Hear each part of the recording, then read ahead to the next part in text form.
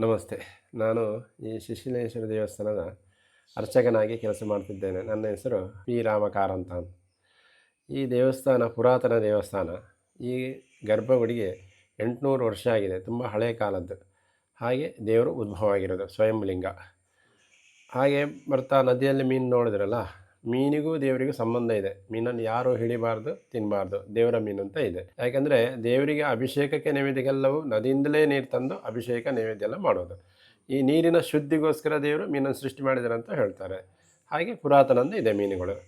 ಹಾಗೆ ಮೀನಿಗೆ ಈಗ ಎಲ್ಲರೂ ಅಕ್ಕಿ ಮಂಡಕ್ಕಿ ಎಲ್ಲ ಹಾಕ್ತಾರಲ್ಲ, ಹಾಕುವಾಗ ತನ್ನ ಸಣ್ಣ ಪುಟ್ಟ ಸಮಸ್ಯೆಗಳು, ಚರ್ಮದ ಕಾಯಿಲೆಲ್ಲ ಇದ್ದರೆ ಪ್ರಾರ್ಥನೆ ಮಾಡಿಕೊಂಡು ಹಾಕಿ ಆವಾಗ ಎಲ್ಲ ಸಮಸ್ಯೆಗಳು ಪರಿಹಾರ ಆಗುತ್ತೆ. ಅದರಲ್ಲಿಯೂ ವಿಶೇಷವಾದ ಸಮಸ್ಯೆ ಇದ್ದರೆ ಇನ್ನೊಮ್ಮೆ ಬಂದಾಗಲೂ ಹಾಕ್ತೇನೆ ಅಂತ ಹೇಳ್ಕೊಳ್ಳೋದು. ಇದು ಪುರಾತನ ನಡೀತಾ ಇದೆ. ಹಾಗೆ ಇಲ್ಲಿ ಪ್ರಧಾನವಾಗಿ ಶಿಶಿಲೇಶ್ವರ ದೇವಸ್ಥಾನ ಗರ್ಭಗುಡಿ, ಹಾಗೆ ಬಲಬದಿಗೆ ಗಣಪತಿ ಗುಡಿ ಇದೆ, ಎಡಬದಿಗೆ ದುರ್ಗಾ ಗುಡಿ ಇದೆ, ಹಾಗೆ ಹೊರಗಡೆ ಆಂಜನೇಯ ಗುಡಿ ಇದೆ. ಹಾಗೆ ಇತರ ದೈವಗಳೆಲ್ಲ ಇಲ್ಲಿ ಸ್ಥಾಪಿತವಾಗಿದೆ. ಹಾಗೆ ವರ್ಷಾವಧಿ ಜಾತ್ರೆಗಳು, ಶಿವರಾತ್ರಿ ಜಾತ್ರೆ, ಹಾಗೆ ವರ್ಷಾವಧಿ ಜಾತ್ರೆ ಮೇ ತಿಂಗಳ 14ರಿಂದ 22ರವರೆಗೆ ನಡೀತದೆ. ಇದರಲ್ಲಿ ರಥೋತ್ಸವ ಹಾಗೆ ಅಂಗಣೋತ್ಸವಗಳೆಲ್ಲ ನಡೀತಾ ಇರುತ್ತದೆ. ಇಲ್ಲಿ ಹರಿಯು ಮತ್ಸ್ಯ ರೂಪದಲ್ಲಿ ಹರನು ಲಿಂಗ ರೂಪದಲ್ಲಿ ಉದ್ಭವಿಸೋದ್ರಿಂದ ಹರಿಹರೆಲ್ಲ ಭೇದ ಇಲ್ಲುವಂಥ ರೀತಿಯಲ್ಲಿ ಇದ್ದ ಕಾರಣ ಈ ಕ್ಷೇತ್ರಕ್ಕೆ ಬಂದವರಿಗೆ ಎಲ್ಲ ಸಮಸ್ಯೆಗಳು ಪರಿಹಾರ ಆಗ್ತದೆ. ಇದು ಪುರಾತನ ನಡೆಯುವ ವಿಷಯಗಳು. ಇಲ್ಲಿ ಒಂದು ಶಿಲಾಶಾಸನ ಅಂತ ಇದೆ. ಅಂದರೆ ಅದು ಈ 2000 ಇಸವಿಗೆ ಈ ಗರ್ಭಗುಡಿಯ ಫೌಂಡೇಶನ್ ಸರಿಯಿಲ್ಲ ಅಂತ ಆದಾಗ ಈ ಗರ್ಭಗುಡಿಯನ್ನು ಪೂರ್ತಿ ಬಿಚ್ಚಿ ಅದೇ ಥರ ಫೌಂಡೇಶನ್ ಹೊಸದಾಗಿ ಮಾಡಿ ಅದಕ್ಕೆ ಫಿಟ್ಟಿಂಗ್ ಮಾಡುವಾಗ ಮಾಡಿದಂಥ ಶಿಲಾಶಾಸನ ಇಲ್ಲಿ ಇದೆ. ಅದರಲ್ಲಿ ಯಾವ ಟೈಮಿಗೆ ಇದು ವಿಶೇಷ ಕಲಶಾಭಿಷೇಕಗಳಾಗಿದೆ ಅಂತೇಳಿ ಎಲ್ಲ ಬರೆದಿದ್ದಾರೆ. ನಾವು ನಿಂತಹ ಜಾಗ ಪವಿತ್ರವಾದ ಕಪಿಲಾ ನದಿ ತಟಾಕ. ಇಲ್ಲಿ ವಿಶೇಷವಾಗಿ ಮಹಾಶೀರ್ ಎಂಬ ಜಾತಿಯ ಮೀನುಗಳಿದೆ. ಇದನ್ನು ನೋಡಲಿಕ್ಕಾಗಿ ಸಾವಿರಾರು ಭಕ್ತಾದಿಗಳು ಸಾಗರೋಪಾದಿಯಲ್ಲಿ ಬರ್ತಾ ಇರ್ತಾರೆ. ಯಾವ ತಿಂಗಳಲ್ಲಿ ಬರ್ತಾರೆ ಸರ್ ಇಲ್ಲಿ ಜಾಸ್ತಿ? ಸಾಮಾನ್ಯ ಮಾರ್ಚ್, ಏಪ್ರಿಲ್, ಮೇ. ಅಂದರೆ ಜನಗಳಿಗೆ ಸ್ವಲ್ಪ ಬಿಡುವು ಇರ್ತದೆ, ರಜೆ ಟೈಮಲ್ಲಿ. ಮತ್ತೆ ಇಂತಹ ಕ್ಷೇತ್ರ ನೋಡ್ಲಿಕ್ಕೆ ಸಿಗುವುದು ಬಹಳ ವಿರಳ. ಇಲ್ಲಿ ದೇವರ ಮೀನು ಅಂತ ಇದಕ್ಕೆ ಯಾಕೆ ಕರೀತಾರೆ? ಈ ಶಿಶಿಲೇಶ್ವರ ಕ್ಷೇತ್ರದ ಮಹಿಮೆ ಏನು ಕಥೆ ಏನು ಸರ್? ಸರ್, ಇದು ಬಹಳ ಒಂದು 1000 ವರ್ಷ ಪುರಾತನವಾದಂತಹ ಕ್ಷೇತ್ರ. 1000 ವರ್ಷ ಹಳೆದ ಇದು? ಹೌದೌದು. ಓಕೆ, 1000 ವರ್ಷ ಹಳೇದು. ಆವಾಗದಿಂದಲೇ ಸರ್ ಎಷ್ಟು ಮೀನಿಲ್ಲದಿದ್ರು ಅಲ್ಪ ಸ್ವಲ್ಪ ಮೀನುಗಳಿದ್ದು. ಆವಾಗ ಅದಕ್ಕೆ ಆಹಾರ ಅಂತ ಏನು ವಿಶೇಷವಾಗಿ ಸಿಗ್ತಿರ್ಲಿಲ್ಲ, ಆದ್ರೆ ದೇವರ ಸಾನ್ನಿಧ್ಯದಲ್ಲೇ ಇರ್ತಿದ್ವು ಅವು. ಆದ್ರಿಂದ ಕ್ರಮೇಣ ಜನ ಬರ್ಲಿಕ್ಕೆ ಶುರುವಾಗಿ ಅದಕ್ಕೆ ಆಹಾರವನ್ನು ಹಾಕ್ತಾ, ದೇವರಲ್ಲಿ ಬೇಡ್ತಾ, ಅಕ್ಕಿಯನ್ನು ಹಾಕ್ತಾ, ಹೀಗೆ ಮುಂದುವರಿತಾ ಚರ್ಮ ವ್ಯಾಧಿಗಳು ಮತ್ತೆ ಅದರಿಂದ ಆಗುವ ಅನುಭವಗಳನ್ನೆಲ್ಲ ಪಡ್ಕೊಂಡು ಹೋದರು. ಹಾಗಾಗಿ ಈ ಶಿಶಿಲ ಕ್ಷೇತ್ರದಲ್ಲಿ ಬಂದಂತಹ ಮೀನುಗಳಿಗೆ ಅಕ್ಕಿಯನ್ನು ಹಾಕಿದ್ರೆ ನಮ್ಮ ವ್ಯಾಧಿಗಳೆಲ್ಲ ಗುಣ ಆಗ್ತದೆ ಅಂತ ಭಕ್ತರೇ ಅದರಿಂದ ಕಂಡುಕೊಂಡ್ರು. ಅದೇನು ಹೀಗೆ ಅಂತೇಳಿ ನಾವು ಮಾಡಿದ ಕಟ್ಟುಪಾಡೇನಲ್ಲ, ಅಲ್ಲ. ಪುರಾತನದಿಂದಲೇ ಈ ಮೀನುಗಳು ಇಲ್ಲಿಯೇ ಇದ್ದಾವೆ. ಆದ್ರಿಂದ ದೇವರ ಸಂಕಲ್ಪವೋ ಏನು ಅಂತೂ ಇಲ್ಲೇ ವಾಸ ಮಾಡ್ತಾ ಇದ್ದಾವೆ. ಬರ್ತಾ ಜನಗಳು ಜಾಸ್ತಿ ಆದ್ರು. ವಿಶೇಷವಾಗಿ ಅದೊಂದು ಉಲ್ಲೇಖ ಇದೆ ಮಾತ್ರ, ಹೇಗಂದ್ರೆ ವಿಷ್ಣು ಸಾನ್ನಿಧ್ಯ ಆದ್ರಿಂದ ಅಕ್ಕಿಯನ್ನೇನಾದ್ರೂ ಹಾಕಿದ್ರೆ ಚರ್ಮವಾದ್ಯ ಅಥವಾ ಜನಗರಿಗೆ ಒಳ್ಳೇದಾಗುವಂತಹ ಒಂದು ಸಂಕಲ್ಪ ಹೌದು ಆಗತ್ತೆ ಅನ್ನೋದು ಅವರ ವಿಶ್ವಾಸ. ಶಿಶಿಲೇಶ್ವರ ಅಂದ್ರೆ ಈಶ್ವರ ಶಿವ ಅಲ್ವಾ? ಹೌದು. ಇದು ವಿಷ್ಣು ಸಾನ್ನಿಧ್ಯ ಅಂತ ಹೇಗೆ? ಅಂದ್ರೆ ಸರ್, ಮತ್ಸ್ಯ ಅವತಾರ ವಿಷ್ಣುವಿನ ರೂಪ, ಅವತಾರಗಳಲ್ಲಿ 10 ಅವತಾರಗಳಲ್ಲಿ. ಆದ್ರಿಂದ ವಿಷ್ಣು ಸಾನ್ನಿಧ್ಯ ಇಲ್ಲಿ ಉಂಟು ಅಂತ ಒಂದು ಕಲ್ಪನೆ. ಹಾಗೆ ಒಳಗೆ ಹರ, ಶಿಶಿಲ ಊರಿನ ಹೆಸರು, ಈಶ್ವರ ಸೇರಿ ಶಿಶಿಲೇಶ್ವರ ಆಯ್ತು. ಶಿಶಿಲ ಅಂತ ಏನಕ್ಕೆ ಬಂತು ಸರ್ ಇಲ್ಲಿ ಹೆಸರು? ಪಂಚಮರಿಗೆ ಸಿಕ್ಕಿದ ದೇವರು ಇದು. ಅವಳು ಗೆಡ್ಡೆ ಗೆಣಸುಗಳನ್ನು ಅಗಿಬೇಕಿದ್ರೆ ಪಂಚಮರಿಗೆ ಸಿಕ್ಕಿತು. ಅವಳು ಹುಚ್ಚಿ ಆದ್ಲು. ಆ ಲಿಂಗಕ್ಕೆ ಕತ್ತಿ ತಾಗಿ ನೆತ್ತರು ಬಂದವಾಗ ಅವಳು ಹುಚ್ಚಿ ಆದ್ಲು. ಹುಚ್ಚಿಯಾಗಿ ನಮ್ಮ ರಥಬೀದಿಯಲ್ಲಿ 9 ದಿವಸ ಏನೇನು ಹೇಳ್ತಾ ಅಲೆದಾಡಿದ್ಲು. ಆ ಬೋಳು ವಿಧಿಯನ್ನ ಅಲ್ಲಿ ಆಚರಿಸಲಿಕ್ಕುಂಟು. ಆಮೇಲೆಯೇ ಇಲ್ಲಿ ಧ್ವಜಾರೋಹಣ ಆಗುದು ಅವರ ಸಾಂಕೇತಿಕವಾಗಿ. ಅದು ಸುಮಾರು ವರ್ಷದ ಹಿಂದೆ ಅರ್ಚಕರು ದೇವರು ಅಲ್ಲಿ ನೆಲೆಯಾಗಿದ್ರು, ಕುಮಾರಗಿರಿಯಲ್ಲಿ. ಈ ದೇವರು ಮೊದಲು ಕುಮಾರಗಿರಿ 2 ಕಿಲೋಮೀಟರ್ ದೂರ ಪರ್ವತದಲ್ಲಿ ನೆಲೆಯಾಗಿದ್ರು. ಅರ್ಚಕರು ಇಲ್ಲಿಂದ ಒಂದು ಕೊಡ ನೀರು ಇದೇ ಹೊಳೆಯಿಂದ ತಕೊಂಡೋಗಿ ಪೂಜೆ ಮಾಡಿ ಬರ್ತಿದ್ರು. ಅದೇನೋ ಅಚಾನಕ್ ಆಗಿ ಅವರು ಕೆಳಗೆ ಬಿದ್ದರು. ಈ ತರಗೆಲೆಗಳೆಲ್ಲೋ ಮಳೆಗಾಲದಲ್ಲಿ ಕಾಲಿಗೆ ಎಡವಿ ಜಾರಿ. ಹೌದು ಜಾರಿ ಬಿದ್ದರು. ಹಾ. ಅಲ್ಲಿಂದಲೇ ಪಾಪ ಒಂದು ಕೊಡ ನೀರು ತಗೊಂಡೋಗಿ ಪೂಜೆ ಮಾಡಿ ಬರುದಲ್ವಾ, ಹ್ಮ್ ಹಾಗೆ ಅಲ್ಲಿಂದಲೇ ಅರಿಕೆ ಮಾಡಿದರು, ದೇವರೇ ಹೊಳೆಗೆ ಬದಿಗೆ ಬಂದ್ರಿ ಅಂತ ಆದರೆ ಒಂದು 12 ಕೊಡ ನೀರು ಹೊಯ್ತೇನೆ ಅಂತ. ಹ್ಮ್ 12 ಕೊಡ ಯಾಕೆ ಅಂದರೆ ರುದ್ರ ಹೇಳೋದು 11 ಬಾರಿ, ಓಕೆ. ಆ ರೀತಿಯಲ್ಲಿ ಒಂದೊಂದು ಕೊಡ ಹಾಕ್ತೇನೆ ಅಂತ ಹೇಳಿಕೊಂಡು ಬಂದದ್ದು. ಎಕ್ಸ್ಟ್ರಾ ಒಂದು ಕೊಡ್ತಿದ್ದೆ. ಹಾ ಕೊಡ್ತೇನೆ ಅಂತ ಅವರ ಭಕ್ತಿಪೂರ್ವಕವಾಗಿ. ಓಕೆ.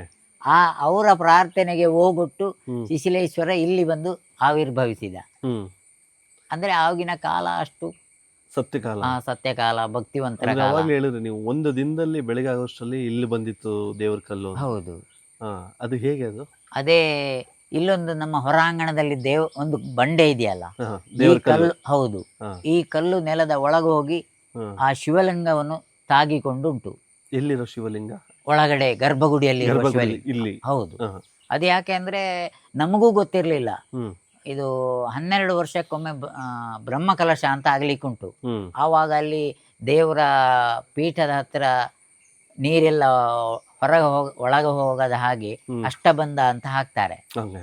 8 ಇದರ ಹ್ಮ್ ಅಂಟುಗಳನ್ನು ಗುದ್ದಿ ಹ್ಮ್ ಆ ತರ ಮಾಡಿ ಅಷ್ಟೇ ನೀರು ಬಂದ- ಹೊರಗೆ ಹೋಗುವ ಹಾ. ಹಾಗೆ. Okay. ಅಂದ್ರೆ ಈ ಹಿಂಗಾರ, ತುಳಸಿ, ಗರಿಕೆ ಹ್ಮ್ ಇದೆಲ್ಲ ಅಲ್ಲಿ ಅಂಟಿಕೊಂಡ್ರೆ ದುರ್ವಾಸನೆ ಬರ್ತದೆ. ಹ್ಮ್ ಹ್ಮ್ ಆದ್ರೆ ದೇವರ ಸ್ಥಳ ನಿರ್ಮಲ ಬೇಕಲ್ಲ, ಹ್ಮ್ ಹ್ಮ್ ಆ ನಿಟ್ಟಿನಲ್ಲಿ ತಂತ್ರಿಗಳೆಲ್ಲ ಸೇರಿ ಮಾಡುವಂತಹ ಒಂದು ವಿಧಾನ ಅದು. ಓಕೆ.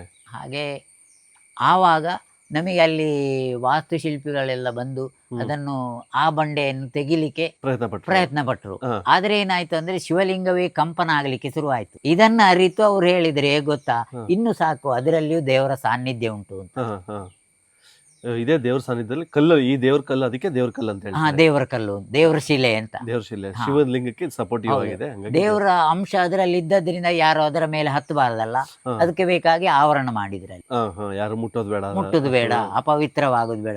ಇದು ಅಪವಿತ್ರವಾದ್ರೆ ಅಲ್ಲಿಯೂ ಅಪವಿತ್ರ ಆಗ್ತದಲ್ಲ. ಶಿವಲಿಂಗಕ್ಕೆ. ಹೌದು, ಹ್ಮ್. ಜಾಯಿಂಟ್ ಅಲ್ವಾ, ಜಾಯಿಂಟ್. ಹಾಗೆ. ಸರ್, ಈ ಮೀನ್, ಇಷ್ಟೊಂದು ಮೀನುಗಳು ಇಲ್ಲೇ ಇದಾವಲ್ಲ, ಬೇರೆ ಎಲ್ಲೂ ಹೋಗಲ್ವಾ ಇದು? ಅದೇ ವಿಶೇಷ ಸರ್, ಅದೇ ದೇವರ ಸಾನ್ನಿಧ್ಯ ಅಂತ ಹೇಳುದು ಅದನ್ನೇ. ಹಾಗೆ ಅಂದ್ರೆ ಇಷ್ಟೊಂದು ಮೀನುಗಳಿದೆಯಲ್ಲ, ಈಗ ಜಾಸ್ತಿ ಮಳೆ ಬಂದ್ರೆ ಪ್ರವಾಹ ತರ ಮಳೆಗಾಲದಲ್ಲಿ ಹಾ, ಹೌದು. ತುಂಬಾ ಸೇತುವೆ ಎಲ್ಲ ಹತ್ತುತ್ತೆ ಅಂತ ಹೇಳಿದ್ರಲ್ಲ, ಹೌದು. ಮೇಲ್ ಬರುತ್ತೆ ನೀರು, ಅವಾಗೆಲ್ಲ ಈ ಮೀನುಗಳು ಆದ್ರೆ ಮೀನುಗಳು ಪ್ರವಾಹಕ್ಕೆ ಹೋಗುದಿಲ್ಲ, ಹಾ. ಬದಿಯಲ್ಲಿ ನಿಂತುಕೊಳ್ತಿರ್ತವೆ. ಹಾ. ಅವುಗಳಿಗೆ ಒಂದು ಅಂಜಿಕೆ ಉಂಟಲ್ಲ ಸರ್, ಹ್ಮ್ ಹ್ಮ್ ಹ್ಮ್ ಆದ್ರಿಂದ ಅವುಗಳ ಪ್ರಾಣ ರಕ್ಷಣೆಗೆ ಅವು ಬದಿಯಲ್ಲಿ ಇರ್ತವೆ. ಬದಿಲಿರ್ತವೆ. ಹಾ, ಆದ್ರಿಂದ ಅಪಾಯಕ್ಕೆ ಹೋಗುದಿಲ್ಲ. ಹ್ಮ್ ನೀರು ಕಡಿಮೆ ಆದ ನಂತರ ಯಥಾಸ್ಥಾನಕ್ಕೆ ಬರ್ತವೆ. ಯಾವತ್ತೂ ಕಮ್ಮಿ ಆಗಿಲ್ಲ ಅಲ್ಲ ಇಲ್ಲಿ ಮೀನು? ಇಲ್ಲ, ಆಗಿಲ್ಲ, ಯಾವ ಕಾಲದಲ್ಲೂ ಆಗಿಲ್ಲ. ಆಗಿಲ್ಲ.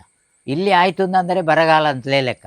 ಹಾ, ನೀರ್ ಕಮ್ಮಿ ಆದ್ರೆ. ಕಮ್ಮಿ ಆದ್ರೆ ಮೀನುಗಳಿಗೂ ಏನಾಗುದಿಲ್ಲ. ಮೀನು ಕಮ್ಮಿ ಆಗಿಲ್ಲ. ಅಂದ್ರೆ ದುಷ್ಕರ್ಮಿಗಳು ಏನಾದ್ರೂ ಮಾಡಬೇಕು, ಹ್ಮ್ ಹ್ಮ್ ನಮ್ಮ ಹಿಂದೂ ಜನಾಂಗದವರು ಅಲ್ಲದೆ ಹ್ಮ್ ಏನಾದ್ರೂ ಪಾಯ್ಸನ್ ಇತ್ಯಾದಿ ವಿಷ ಬೆರೆಸಿದ್ರು ಅಂತಾದ್ರೆ ಅಂತ ದುರಂತ ನಡೀತದೆ.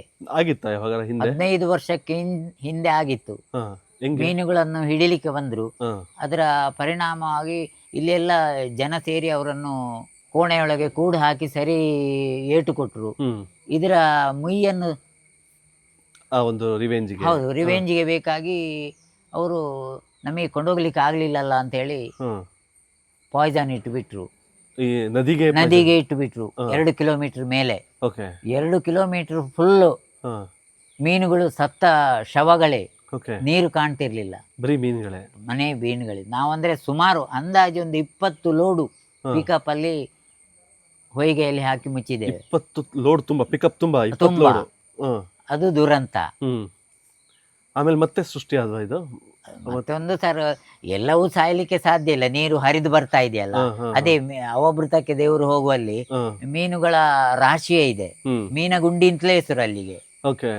ಆದ್ರಿಂದ ದೇವರ ಒಂದು ಸಂಕಲ್ಪ ಉಂಟಲ್ಲ, ಒಂದು ಮೀನು ಬದುಕಿದ್ರೆ ಸಾಕು, ಅದಕ್ಕೆ ಮುಂದೆ ಸಂತಾನ ಆಗ್ತದಲ್ಲ. ಅಂದ್ರೆ ವಿಷ ಹಾಕಿದ್ದು ಇಲ್ಲ, ಅಥವಾ ದೇವರ ಗುಂಡಿ, ಮೀನಿನ ಗುಂಡಿ ಅಂತಿದೆಯಲ್ಲ ಅಲ್ಲಿಂದ ಕೆಳಗೆ ಕೆಳಗೆ ಅದು ಈ ಕಡೆ ಹರ್ಕೊಂಡ್ ಬರುತ್ತೆ, ಈ ಕಡೆ ಹರ್ಕೊಂಡ್ ಬರ್ತದೆ.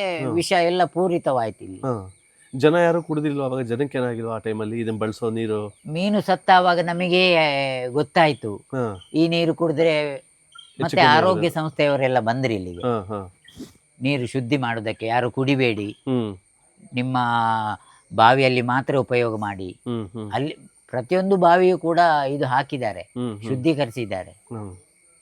ಅಂದರೆ ಡಿಪಾರ್ಟ್ಮೆಂಟ್ ಎಲ್ಲ ಎಚ್ಚೆತ್ತುಕೊಂಡಿದ್ದಾಗ ಇಂತಹ ದುರಂತ ನಡೀತಲ್ಲ ಅಂತ ಓಕೆ. ಪೂಜ್ಯ ಕಾವಂದರು ಕೂಡ ಬಂದು ಹ್ಮ್ ಇಲ್ಲೆಲ್ಲ ಸಾಂತ್ವನ ಹೇಳಿ ಹೋಗಿದ್ದಾರೆ. ಹ್ಮ್ ಇದು ಮುಜರಾಯಿ ಇಲಾಖೆಗೆ ಸೇರಿದ ಅಥವಾ ಹೇಗೆ ಸರ್? ಹೌದು ಸರ್, 15 ವರ್ಷ ಆಯಿತು 15 ವರ್ಷ ಮುಜರಾಯಿ. ಆಯ್ತು ಮುಜರಾಯಿ ಇಲಾಖೆ. ಆದರೆ ಇಲ್ಲಿಗೆ ಅಂತ ಒಂದು ಕಮಿಟಿ ಉಂಟು. ಹ್ಮ್ ಆ, ಇಲ್ಲಿಯ ಸಿಬ್ಬಂದಿಗಳಿಗೆಲ್ಲ ವೇತನ ಕೊಡಬೇಕಲ್ಲ, ಹಾ, ಹಾ, ಅದಕ್ಕೆ ಬೇಕಾಗಿ ಓಕೆ. ನಾವು ವಾರ್ಷಿಕ ಲೆಕ್ಕಾಚಾರ ಕೊಡಬೇಕು ಅವರಿಗೆ, ಸರ್ಕಾರಕ್ಕೆ. ಜಮಾ ಖರ್ಚು. ಈಗ ಇಲ್ಲಿಗೆ ಪ್ರತಿದಿನ ಜನಗಳು ಜಾಸ್ತಿ ಆಗಿದ್ರ ಹೇಗೆ? ಇವಾಗ ಜಾಸ್ತಿ, ಜಾಸ್ತಿ. ಕಮ್ಮಿ ಅಂತೂ ಖಂಡಿತ ಇಲ್ಲ. ಹ್ಮ್ ಅಂದ್ರೆ ಶನಿವಾರ ಭಾನುವಾರ ಅಂತೂ ನಮಗೆ ಗೊತ್ತಾಗ್ತದೆ, ಲೆಕ್ಕ ಹಾಕ್ಲಿಕ್ಕೆ ಸಾಧ್ಯ ಇಲ್ಲ. ಓಕೆ. ಇಲ್ಲಿ ಎಷ್ಟು ಯಾವ್ಯಾವ ಊರಿಂದ ಇಲ್ಲಿಗೆ ಲಿಂಕ್ ರೋಡ್ ಇದೆ, ಎಲ್ಲಿಂದ ಬರ್ಬೋದು ಸರ್? ಈಗ ಧರ್ಮಸ್ಥಳದಿಂದ 15 ಕಿಲೋಮೀಟರ್. ಹೌದು, ಹಾಗೆ ಬೇರೆ ಬೇರೆ ಯಾವ ಮಾರ್ಗ ಇದೆ? ಇದೇ ಒಂದೇ ಮಾರ್ಗ ಇರೋದ? ಒಂದೇ ಮಾರ್ಗ ಸರ್, ಒಂದೇ ಮಾರ್ಗ. ಅದೇ ಇದು ನಮ್ಮ ನಾಣ್ಯ ಭೈರವೇಶ್ವರಕ್ಕೆ ಹತ್ತಿರವಾದ ಮಾರ್ಗ ಹ್ಮ್ ಸರ್ವೆಯಲ್ಲಿ ಕೊನೆಗೊಂಡಿದೆ ಹೊರತು ಹಾ. ಪರಿಸರದವರ ಸ್ವಲ್ಪ ಆ, ನಿರ್ಬಂಧದಿಂದ ಹಾಗೆ. ನಿರ್ಬಂಧದಿಂದಾಗಿ ಅದು ತಡೆ ಉಂಟಾಗಿದೆ. ಓಕೆ. ಇದು ರೂಟ್ ಅಂತಿರೋದು ಇದೊಂದೇ, ಒಂದೇ ಧರ್ಮಸ್ಥಳದಿಂದ ಹೌದು. 15 ಬಂದ ಕಿಲೋಮೀಟರ್. ಹಾಗೇನೆ ಹೋಗ್ಬೇಕು. ಬಂದ ಹಾಗೆ ಹೋಗ್ಬೇಕು. ಹೋಗ್ಬೇಕು. ನೋಡಕ್ ಬರೋಂಥ ಜನಗಳಿಗೆ ಅಥವಾ ಭಕ್ತರಿಗೆ ನೀವು ಏನು ಹೇಳ್ತೀರಾ? ಬಂದ್ರೆ ಇಲ್ಲಿ ಹೇಗಿರ್ಬೇಕು, ಹೇಗೆ ನಡ್ಕೋಬೇಕು ಅಂತ ಏನು ಹೇಳ್ತೀರಾ? ನಿಮ್ಮ ರಿಕ್ವೆಸ್ಟ್ ಏನು? ಅಂದ್ರೆ ಸ್ವಚ್ಛತೆ ಬಗ್ಗೆ ಸ್ವಲ್ಪ ಗಮನ ಕೊಡಿ, ಹ್ಮ್ ಮತ್ತೆ ನೀರಿಗೆ ಇಳಿಬೇಡಿ, ಹಾ. ಅಪಾಯ ಆಗ್ತದೆ. ಹ್ಮ್ ಮೆಟ್ಲು ಜಾರ್ತಾ ಇರ್ತದೆ ಮಳೆಗಾಲದಲ್ಲಿ. ಹ್ಮ್ ಆಮೇಲೆ ಕಸ ಇದರ ಬಗ್ಗೆ ಸ್ವಲ್ಪ ಗಮನ ವಹಿಸಿ, ಹ್ಮ್ ಚಪ್ಪಲನ್ನು ಹೊರಗೆ ತರಬೇಡಿ. ಹ್ಮ್ ಬೋರ್ಡ್ ಹಾಕಿದ್ರು ಬೋರ್ಡ್ ನೋಡೋದಿಲ್ಲ ಅವರು. ನೀರಿಗೆ ಕಸ ಕಡ್ಡಿ, ಆಮೇಲೆ ಪ್ಲಾಸ್ಟಿಕ್ಕು ಹ್ಮ್ ಮತ್ತೆ ಬಾಟಲ್ಗಳನ್ನು ಎಸೆಯುವುದು, ಹ್ಮ್ ಇದನ್ನೆಲ್ಲ ಮಾಡಬೇಡಿ. ಪವಿತ್ರವಾದ ಮೀನುಗಳು ದೇವರ ಸಾನ್ನಿಧ್ಯದಲ್ಲಿ ಇರುವುದು. ಹ್ಮ್ ಕೊಳತ ಬಟ್ಟೆ, ಹಾಕಿದ ಬಟ್ಟೆ, ಅದಕ್ಕಿಂತ ಎಸಿಲಿಕ್ಕೆ ಅಂತ ತರುವ ಬಟ್ಟೆ, ಹ್ಮ್. ಅದನ್ನೆಲ್ಲ ಬಿಸಾಡಬೇಡಿ. ಏನಕ್ಕೆ ಬಿಸಾಕ್ತಾರೆ ಸರ್ ನೀರಿಗೆ ಬಟ್ಟೆನ? ಅದು ಏನಾದ್ರೂ ಒಂದು ಬಿಡ್ಬೇಕಲ್ಲ, ಅದಕ್ಕಾಗಿ ಬಿಟ್ಟು ಹೋಗ್ತಾರೆ. ಅದು ನೀರಲ್ಲಿ ಬಿಡೋದಾ? ನೀರಲ್ಲಿ ಬಿಡೋದು ಇದು ಇದು ಇದೆಯಾ, ಪದ್ಧತಿ ಇದೆಯಾ? ಪದ್ಧತಿ ಇಲ್ಲ, ಕಾಶಿಗೆ ಹೋದರೆ ಮಾತ್ರ ಇರೋದು. ಏನಾದ್ರೂ ನಮ್ಮ ಒಂದು ಸಂಕಲ್ಪ ಇದ್ರೆ ಹ್ಮ್. ಅದು ಸಹ ಎಸೆಯುವಂತದ್ದೇನಿಲ್ಲ, ಹ್ಮ್. ನಾನು ಇಂಥದ್ದನ್ನು ಬಿಡ್ತೇನೆ ಅಂತ ಹೇಳುವಂತದ್ದು ಇರೋದು. ದೇವರಿಗೆ ಬಿಡ್ತೇನೆ ಅಂತ, ಹೌದು, ಅದೇ ತಿನ್ನೋದು ನದಿಯಲ್ಲಿ ಅಥವಾ ಅಲ್ಲ, ಪಥ್ಯ ಬಿಡ್ತೇನೆ ಅಂತ. ಬಿಡ್ತೇನೆ ಅಂತ ಓಕೆ. ಇವರು ನದಿಲಿ ಬಿಟ್ಟು ಹೋಗ್ತಾರೆ, ಬಿಟ್ಟು ಹೋಗ್ತಾರೆ. ಮೂಢನಂಬಿಕೆ ಇದು. ಹೌದು, ವಿಚಿತ್ರ. ಅದರಿಂದ ಪರಿಸರ ಹಾಳಾಗುತ್ತೆ. ಹಾಳಾಗತ್ತೆ. ಅದನ್ನು ನಾವು ಅನುಭವಿಸ್ಬೇಕಲ್ಲ. ಹ್ಮ್ ಅವರ ಬಟ್ಟೆ ಎತ್ತಲಿಕ್ಕೆ ಇನ್ನೊಬ್ಬನ ಹತ್ರ ಹೇಳ್ಬೇಕು. ಓಕೆ. ಪ್ಲಾಸ್ಟಿಕ್ ಅನ್ನು ಬಿಸಾಡಿದ್ರೆ ಅದರಿಂದ ಮೀನುಗಳಿಗೆ ಅಪಾಯ ಉಂಟು. ಯಾಕಂದ್ರೆ ಬಿಸಾಡಿದಂತಹ ಪ್ಲಾಸ್ಟಿಕ್ ಅಲ್ಲಿ ಮೀನುಗಳು ಸುತ್ತಿಕೊಂಡು ಹ್ಮ್ ಉಸಿರುಗಟ್ಟು ಸಾಯ್ತವೆ. ಹ್ಮ್ ಹ್ಮ್ ಹ್ಮ್ ಅದನ್ನು ನಾವು ಮೊದಲೇ ಅವರಿಗೆ ತಿಳಿಸ್ತೇವೆ, ಹ್ಮ್ ಪ್ಲಾಸ್ಟಿಕ್ ಬಿಸಾಡಬೇಡಿ. ಹ್ಮ್ ಆದ್ರೆ ಕೆಲವರು ದೊಡ್ಡ ದೊಡ್ಡ ಪ್ಲಾಸ್ಟಿಕ್ ಅನ್ನು ಎಸೆದು ಹೋಗ್ತಾರೆ. ಹಾ. ಮತ್ತೆ ನಾವು ನೀರಿನ ಆಳಕ್ಕೆ ಹೋಗಿ ತಗೊಂಡು ಬರೋದು ಅದನ್ನು. ಅದಕ್ಕೆ ಅಂದ್ರೆ ಹೋಗೋದು? ಮೀನುಗಳಿಗೆ ಮೀನು ತೊಂದ್ರೆ ತೊಂದರೆ ಆಗಬಾರ್ದಲ್ಲ. ಓಕೆ. ಸರ್, ಈ ಮೀನುಗಳು ಕಚ್ತಾವ ಹೇಗೆ? ಅಥವಾ ಕೆಲವರು ಹಿಡ್ಕೊಳಕ್ ಹೋಗ್ತಾರೆ ಮೀನ್ನ, ಅಥವಾ ಕೈಯಲ್ಲಿ ಹಾಕ್ಬಿಟ್ಟು ಬೇಸಿಗೆ ಕಾಲದಲ್ಲಿ ನಮ್ಮ ಡ್ಯಾಮಿಗೆ ಹಲಿಗೆ ಹಾಕಿದ್ರಿಂದಾಗಿ ಈ ಮೆಟ್ಟಲು ತುಂಬಿಕೊಳ್ತದೆ. ಹ್ಮ್ ಆವಾಗ ಮೀನನ್ನು ಎತ್ತಿ ಮೇಲೆ ಹಾಕುವವರಿದ್ದಾರೆ, ಹಿಡ್ಕೊಳ್ಳುವವರಿದ್ದಾರೆ. ಹಾ. ಅಂತೂ ಇಷ್ಟು ವರ್ಷದಿಂದ ಮೀನುಗಳು ಹಾಗೆ ಇದಾವೆ. ಹಾಗೆ ಇದ್ದಾವೆ, ಹ್ಮ್ ಇನ್ನೂ ಹಾಗೆ ಇರಲಿ ಅಂತ ನಮ್ಮ ಆರೈಕೆ. ಪ್ರವಾಸಿಗರೋದಕ್ಕೆ ಸಹಕರಿಸ. ಹೌದು, ಸಾಕಷ್ಟು ನಮ್ಮೊಟ್ಟಿಗೆ ಸಹಕರಿಸಿ, ಅವುಗಳನ್ನು ಪ್ರೀತಿಸಿ, ಅವುಗಳಿಗೆ ಆಹಾರಗಳನ್ನು ಸಮರ್ಪಿಸಿ ಅವರ ವ್ಯಾಧಿಯನ್ನೆಲ್ಲ ಕಡಿಮೆ ಮಾಡಿಕೊಳ್ಳಿ ಅಂತ ನಮ್ಮ ಹೆಬ್ಬಯಕ್ಕೆ. ಹಾಗೆ ಶುಚಿತ್ವವನ್ನು ಕಾಪಾಡಿ. ಕಾಪಾಡಿ ಅಂತ, ಅದು ಮೊದಲು ಓಕೆ ಪ್ರಾಶಸ್ತ್ಯ. ಓಕೆ.